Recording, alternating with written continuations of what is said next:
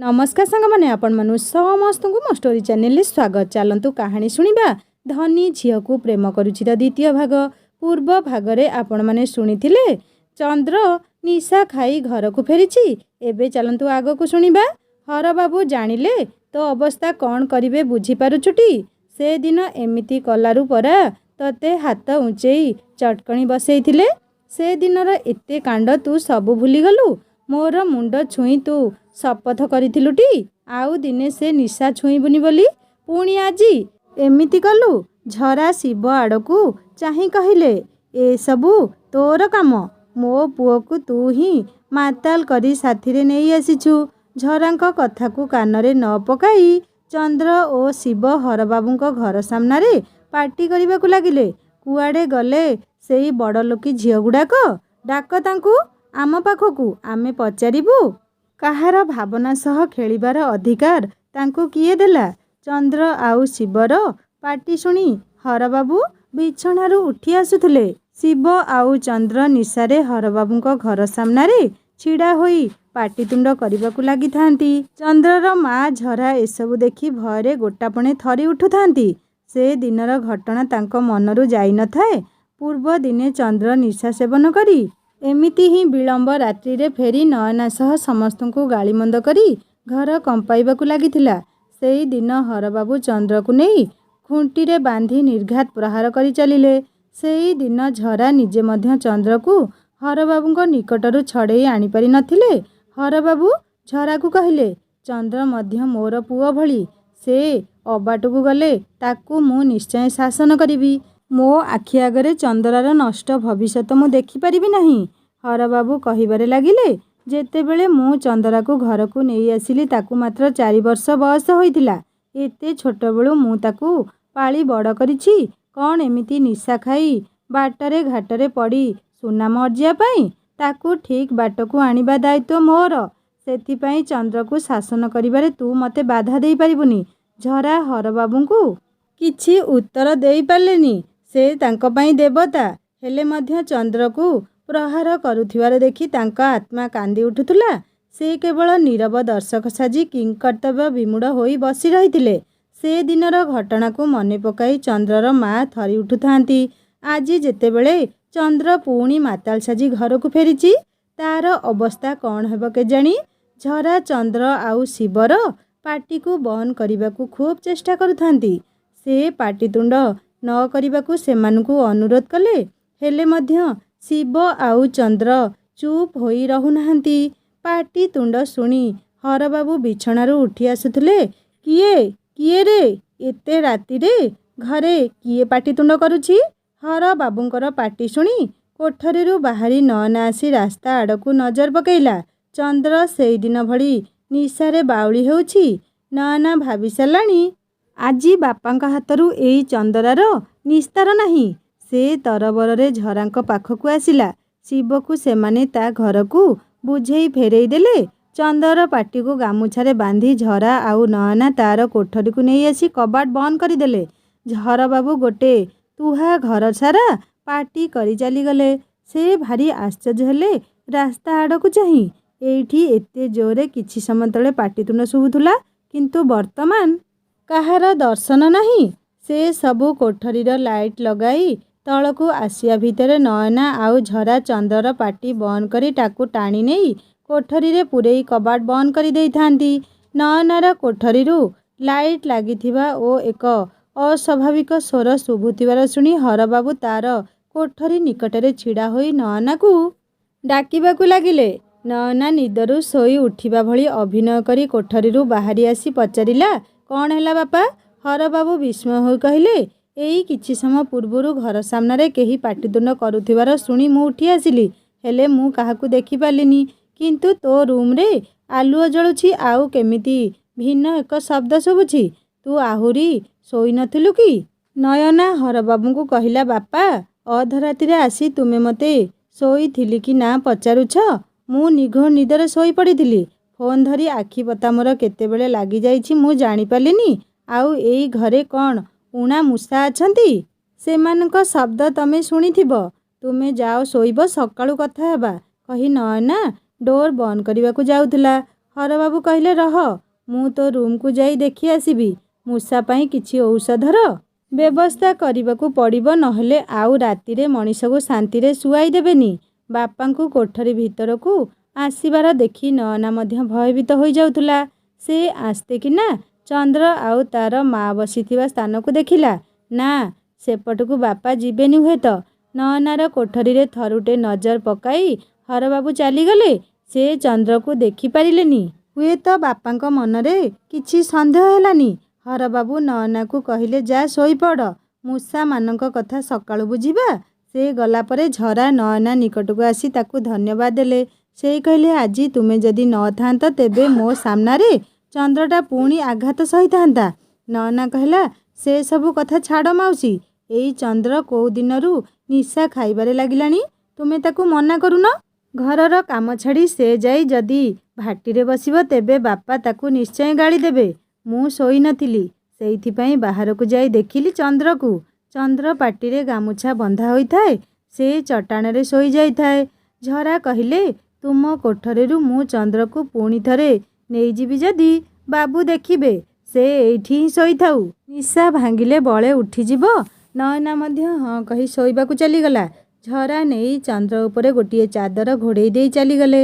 ସକାଳୁ ଉଠିଲା ବେଳକୁ ନୟନାର ସବୁବେଳେ 8 ଘଡ଼ି ହୁଏ। ତା ପୂର୍ବରୁ ଚନ୍ଦ୍ରର ନିଦ ଭାଙ୍ଗିଗଲା। ତାର ନିଶା ଛାଡ଼ି ଯାଇଥାଏ। ସେ ନିଜକୁ ଦେଖେ ତ ନୟନାର କୋଠରୀର ଚଟାଣରେ ନିଜ ପାଟିକୁ ବନ୍ଧା ହୋଇଥିବାର ଦେଖି ଗତ ରାତ୍ରିର କଥାକୁ ମନେ ପକାଏ। ଚନ୍ଦ୍ର ସବୁ ଘଟଣା ବୁଝିଯାଏ। ସେ ପଛକୁ ବୁଲି ଦେଖେ ତ ନୟନା ସେମିତି ହିଁ ଶୋଇ ରହିଛି। ମୁହଁଟି ତାର ପୂରା ନିରୀହ ନିଷ୍ପାପ ଶିଶୁଙ୍କ ଭଳି। ଚନ୍ଦ୍ର ଭାବୁଥିଲା, ନୟନା ତାକୁ ପସନ୍ଦ କରେନି, କେବଳ ଗୋଟିଏ ଚାକର ହିସାବରେ ଦେଖେ। ତେବେ ସେଇ ଚାକରଟି ପାଇଁ ଏତେ ସବୁ କରିବା କିଛି ଆବଶ୍ୟକ ନଥିଲା। ବେଶୀ ହେଲେ ହରବାବୁ ତାକୁ ପୁଣି ଥରେ ଆଘାତ କରିଥାନ୍ତେ, ପୁଣି ନିସ୍ତୁକ ପିଟିଥାନ୍ତେ। ସେ ଚନ୍ଦ୍ରର ମଙ୍ଗଳ ଚାହାନ୍ତି, ତାହା ସତ, କିନ୍ତୁ ଚନ୍ଦ୍ରର ମନ କଥା ହରବାବୁ ବୁଝିପାରିବେନି କି ତାର ମା ମଧ୍ୟ ବୁଝିପାରିବେନି।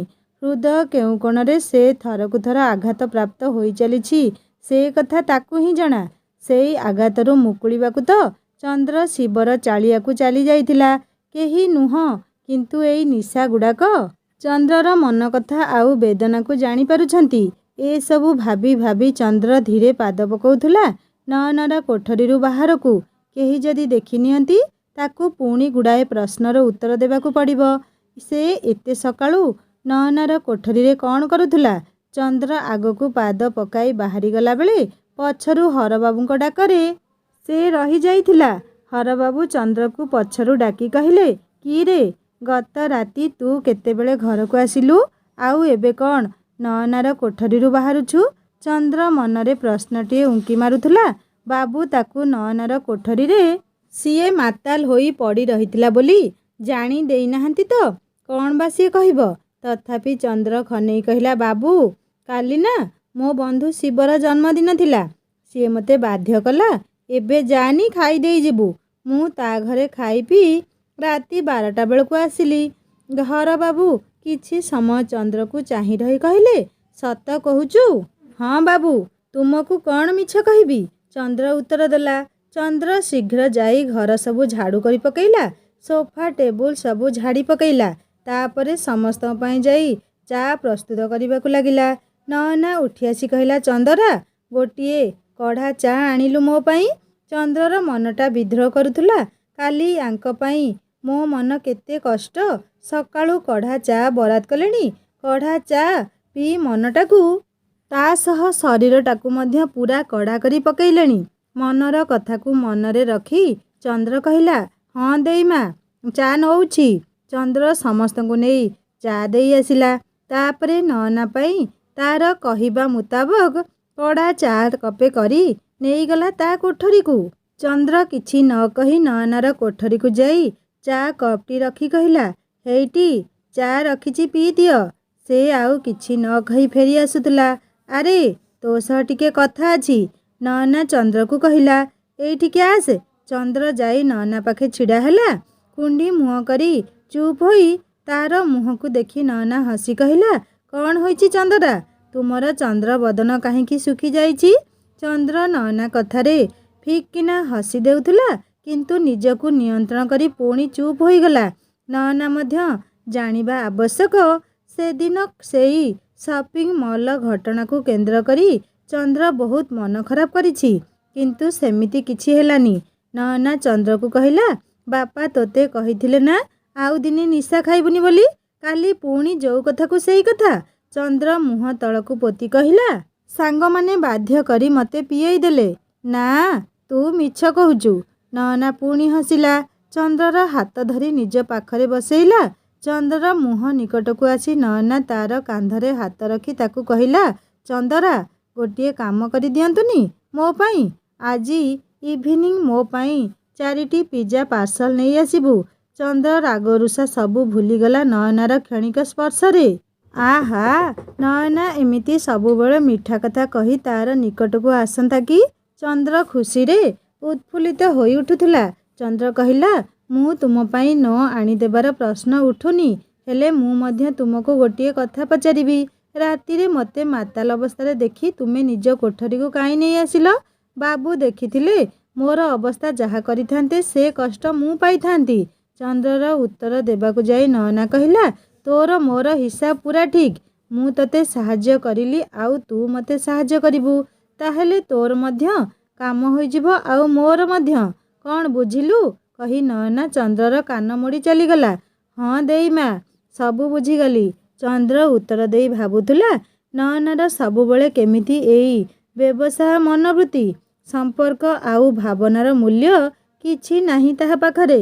ଚନ୍ଦ୍ର ସହ ଚୁକ୍ତି କଲା ଭଳି କହିଗଲା, ତୁ ମୋତେ ସାହାଯ୍ୟ କରିବୁ ଆଉ ମୁଁ ତୋତେ ସାହାଯ୍ୟ କରିବି। କାହିଁ? ଥରୁଟେ ସେ ଯଦି ସ୍ନେହରେ ଚନ୍ଦ୍ରକୁ କିଛି କାମ କରିବାକୁ କହିଥାନ୍ତେ ସେ କ'ଣ କରିଦେଇ ନଥାନ୍ତା? ଚନ୍ଦ୍ର ସେ ବିଷୟରେ କିଛି ନ ଭାବି ନିଜ କାମ କରିବାକୁ ଚାଲିଗଲା। ଏଇ ବିଷୟରେ ସେ ଯଦି ବେଶୀ ଭାବିବ ନା, ତେବେ ଚନ୍ଦ୍ରର ଶିବର ଚାଳିଆ କଥା ତା ହିଁ ସବୁବେଳେ ଭାରି ମନେ ପଡ଼ିଯିବ। ଚନ୍ଦ୍ର ଗଲାବେଳେ ଶୁଣି ଯାଉଥିଲା, ବୀରେନ୍‌ର କୋଠରୀରୁ ଖାଲି ହସର ଶବ୍ଦ ଶୁଭୁଛି। ଛି ଛି ଛି ଛି ଛି, ନୀତି ଝିଅ ପିଲାଗୁଡ଼ାକୁ ଘରକୁ ନେଇ ଆସି ଇଏ କ'ଣ ଯେ ଏସବୁ କ'ଣ ହରବାବୁ ଆଉ ତାଙ୍କ ସ୍ତ୍ରୀ ସ୍ୱରୂପାଙ୍କ ଆଖିରେ ପଡ଼ୁନି? ପୁଅ ବୀରେନ୍ କ'ଣ ସବୁ କୀର୍ତ୍ତି କରୁଛି? ନିଜ ପୁଅ ବୋଲି ସବୁ ଜାଣି ଚୁପ୍ ରହୁଛନ୍ତି। ନହେଲେ ବେଶୀ କିଛି ହେଲେ କହିବେ, ଏଇଟା ଆମ ଷ୍ଟାଟସ୍। ଓ, ରଖ ହୋ ତୁମ ଷ୍ଟାଟସ୍। ନୀତି, ତୁମ ପୁଅ ପୋଷାକ ବଦଳିଲା ଭଳି ଗାର୍ଲଫ୍ରେଣ୍ଡ ବଦଳାଉଛି। ଏଇଟା କେଉଁ ପ୍ରକାର ଚଳଣି? ଏସବୁ ଚନ୍ଦ୍ର ଗୁଣୁଗୁଣୁ ହୋଇ କହି ଚାଲି ଯାଉଥିଲା। ପୁଣି ଏବେ ବୀରେନ୍‌ର ବରାଦ ଆରମ୍ଭ ହୋଇଯିବ। ଚିକେନ୍ ଆଣ, ବିରିୟାନୀ ଆଣ। ମୁଁ ଖାଲି ଦିନଟା ଯାକ ଏମାନଙ୍କର ସେବା କରୁଥିବି ନା? ଚନ୍ଦ୍ର ମନକୁ ମନ ଭାବି ବିରକ୍ତ ହେଉଥିଲା। ଭାଗ୍ୟ ଖରାପରୁ ଚନ୍ଦ୍ର ଯାହା ହରବାବୁଙ୍କ ଘରେ ପଡ଼ି ରହିଛି। ନହେଲେ ଏମାନେ ତାକୁ ନାଲି ଆଖି ଦେଖାଇବାକୁ ନଥାନ୍ତା। ଚନ୍ଦ୍ର ମହୁଲି 2 ଢୋକ ପିଇଦେଲା ବୋଲି ତାକୁ ଏତିକି ଆଘାତ ଦେଲେ। ଆଉ ନିଜ ପୁଅ ଯେତେବେଳେ ସେସବୁ କରୁଛି ତାହା ଭାରି ଭଲ। ଏ ଘରେ ରହିଲେ କିଛି ନହେଲେ ମଧ୍ୟ ଗୋଟିଏ ଇଚ୍ଛା ଚନ୍ଦ୍ରର ପୂରଣ ହେଉଛି। ତାର ସୁନ୍ଦରୀ ପରି ନୟନାକୁ ଦେଖିବାର ସୌଭାଗ୍ୟ ସେ ପାଉଛି। ନିକଟରେ କିଛି ଗୋଟିଏ ଶବ୍ଦ ଶୁଣି ଚନ୍ଦ୍ର ନିଜ ପାଖକୁ ଦେଖିଲା। ବୀରେନ୍ ତାକୁ କେତେବେଳୁ ଚାହିଁ ରହିଛି। ଚନ୍ଦ୍ରର ମୁହଁ ବୀରେନ୍ ସହ ପଡ଼ିବାରୁ ବୀରେନ୍ କହିଲା, କ'ଣ କିରେ, ମନକୁ ମନ କଥା ହେଉଛୁ? କ'ଣ ମୋତେ ଗାଳି ଦେଉଥିଲୁ? ଚନ୍ଦ୍ର ଚମକି ଉଠିଲା। ଆରେ, ମୋର ମନର କଥା ବୀରେନ୍ ଶୁଣିଗଲା ନା କ'ଣ? ଚନ୍ଦ୍ର ନରମେଇ ବୀରେନ୍‌କୁ କହିଲା, ନା ମ ସାନବାବୁ, ଏଇ ଚାକର ଟୋକାର ଏତେ ମୁଣ୍ଡ କାହିଁ ଯେ ସେ ଆପଣଙ୍କୁ ଗାଳି ଦେବ?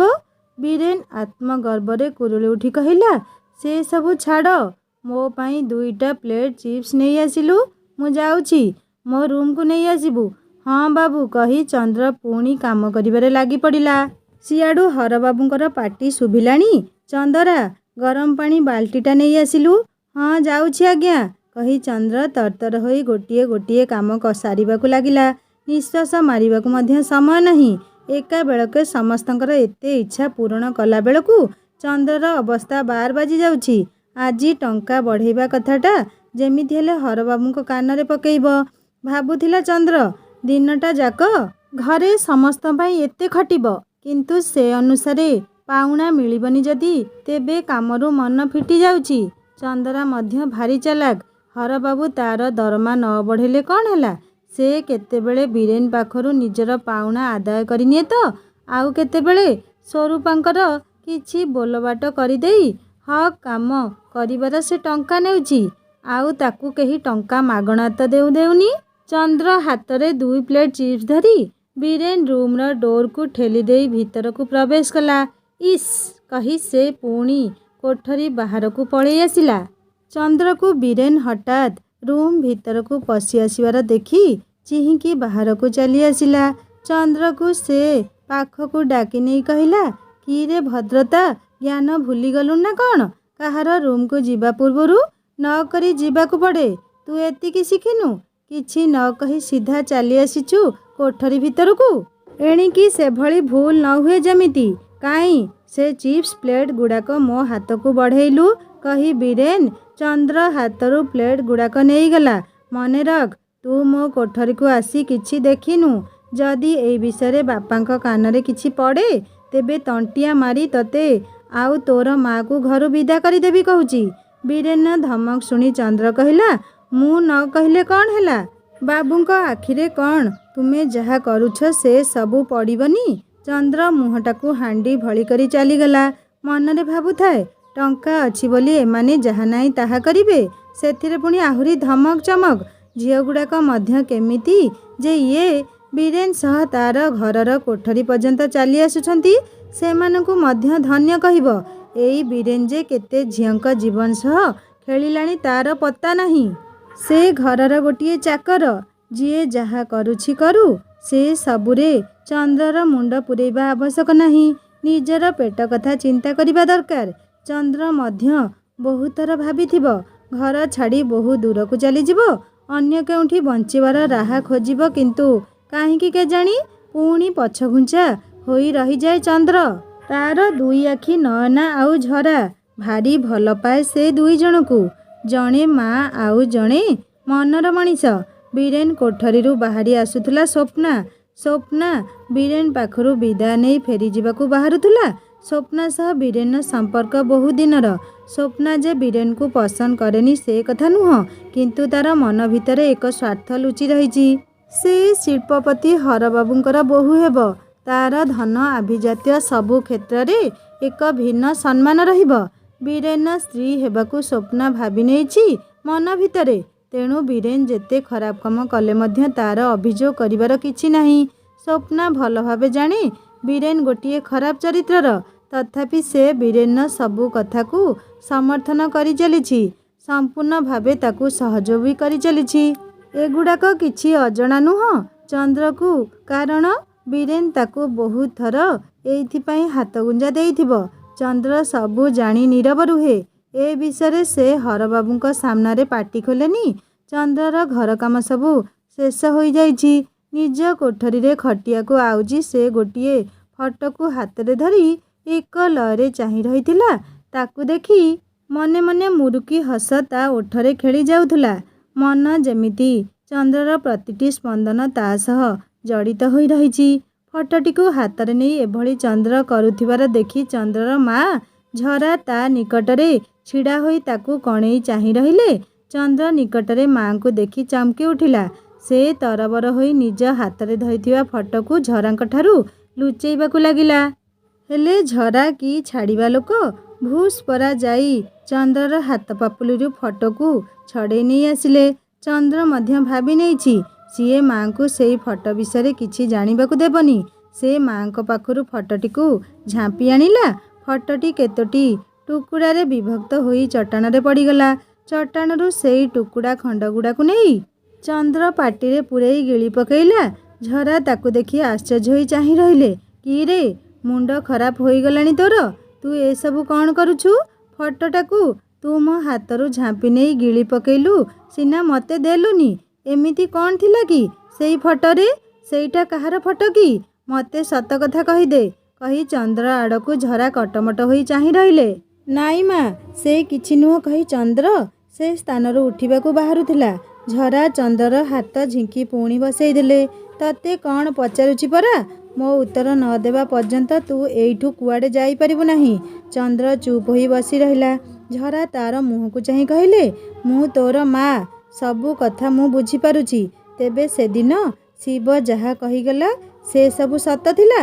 ତୁ ବାବୁଙ୍କ ଝିଅକୁ शेषरे मन देई बसीछु कि तते कौन आउ किए मिलिलेनी समस्ते कहिबे जार खाइला शेषरे ताकू ही बेजित कला काहेंकी एई बुढ़ी बयसरे मते अपदस्थ करुछु ए सबु भावनारु तू शीघ्र बाहरिया चंद्र नहेले तू केवल कष्ट पाइबू आउ तोर कष्ट देखी मु मध्य धैर्य धरी रही परिबिनी दिहे माँ पुओ कलबल हेबा ही सार हेब केते कष्टरे भगवान का दयारु हर बाबूंका पाखरे आमे मुंड गुंजी पड़ी रहीचे से जेतेबेले जानिबे तांको झियकु तू पाइबार स्वप्न देखुचु सेतेबेले सबुदिन पई तते से शेष करिदेबे मो कथा मान स्वप्न राइजरु ओहरियास चंद्र निज मन को दृढ़ कला मन भितरे असीम शक्ति को ठूल करी झरांक आखिरे आखि मिसेई चाही कहिला मु सत कहूचिलु माँ नयना को मु निजर करने को चाहे से मोर स्वप्नर राजजेमा मु समस्त को भूली जाई पारे किंतु तांको नुह तुमे मो ठारू दूरेई गले मते जेतिकी कष्ट हेबो नयना मध्य मो ठारू दूरेई गले मते सेतिकी कष्ट हेबो तू मते बुझिबा को चेष्टा कर माँ नयना केबेठू मो हृदय आस्थान जमेई सारिछि ता ठारू दूरेई जिबा मो पई निश्चय कष्टदायक चंद्रर कथा शुणी माँ नीरव होई जाउथुले अबुझा चंद्र को से आउ बुझेई पारु नथुले से बुझी पारुथले चंद्र आउ बेसी दिन हर बाबूंको हाथरू तिष्ठी पारिबनी चंद्रर मन उदास किंतु मनरे नयना को पाइबार एक अभिलाषा ताकू सबू दुख भूलेई देउछि नयना पाई चंद्र कंटकित रास्ता को मध्य आपणेई नेब चंद्र झरांकु कहिबारे लागिथिला मु केबे नयना को निजर मन कथा जानिबाकू देबिनी से जो पुरुष को ग्रहण करू किंतु एमिति ही खुशी रे थाऊ तार चेहरा को मनरे लुकायित भावे रखी मु एमिति सारा जीवन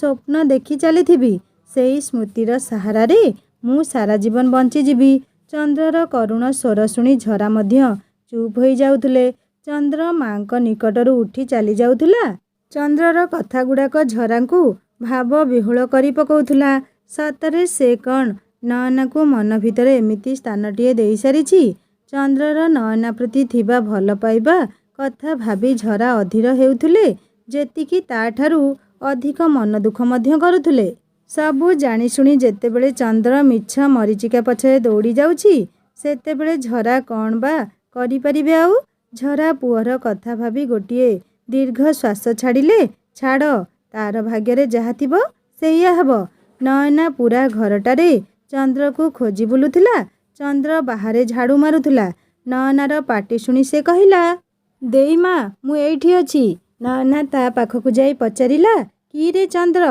आज स्निग्धार मेहंदी प्रोग्राम को जीवु मो सह चंद्र नयनार कथा शुणी लाजेई गला आउ कहिला देई माँ तुम झुओ पिलांक मेलरे मु गोटिए पुओ जाई कौन करिबी कहिल मु कौन हातरे मेहंदी पकेइबी कि नयना विरक्त होई कहिला ना रे मो घोड़ा मुहा मूर्ख तू मो सह रहिले कोउटा कौन निय आण करिदेबू तापरे मु आसिला बेले केते राति होई जिवो मु कहि परिबिनी तू मो सांगरे रहिले मु अधराति रे घर को फेरिले मध्य बापा किछि कहिबेनी कौन किछि बुझिलु नयना चंद्र को कहिबाकू लागिला हाँ बुझीगली एई चंद्र तम पाखे थिले तमको आउ भय लागिबनी एइया तो चंद्र नयना को कहि हसिला तुमे गला बेले मते कहिदेब कही चंद्र पुणी निज कामरे लगी पड़िला नयना ठीक 6टा बेलू स्निग्धा घर को जीवाई प्रस्तुत हो गला निजर एक बादामी रंगर आखि झलसाई देउथिबा पोशाक टी पिंधि पकेइला उग्र आधुनिक आंठू लुचु नथिबा स्वल्प वस्त्रटी पिंधि नयना आईना आगरे छिड़ा होई बारंबार निज रूप को निरेखी सांग माने चंद्र नयना को एक तरफा भल पाउथुला किंतु चाकर आउ मालिकर संपर्क कौन संभव ताहा जानिबा एही कहानीर तृतीय भागरे कहानी केमिति लागुछि मते निश्चय कमेंट करी जणेबे आउ जदि भल लागुथाय लाइक टे करिवे सांग मन सहित शेयर करिवे आउ जदि मो चैनल नुआ अछंती ताल सब्सक्राइब करी बेल आइकन दबे देबे हिंदी स्टोरी चैनल नुआ कहानी अपलोड हो जाइए आपण माने विजिट करी कहानी सुनंतु लाइक शेयर सब्सक्राइब करियो केबे भूलियोनी रहुछि नमस्कार जय जगन्नाथ।